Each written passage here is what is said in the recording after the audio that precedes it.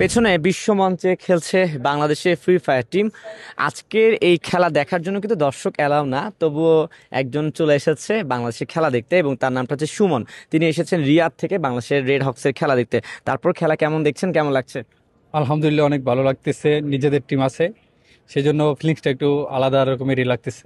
এই যে বাংলাদেশ খেলছে, এখানে অন্যান্য দলও কিন্তু আছে, সবকিছু মিলে কি মনে হয় বাংলাদেশ এবার কত দূর যাবে, যেহেতু প্রথমবার বাংলাদেশ স্পোর্টস ওয়ার্ল্ড কাপ খেলছে?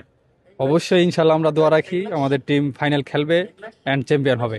অবশ্যই বেস্ট অফ লাক হোক, দোয়া করি আমরা সবাই আপনারা জিতেন, ভালো কিছু করেন অ্যান্ড চ্যাম্পিয়ন হন, আমাদের দেশকে রিপ্রেজেন্ট করেন।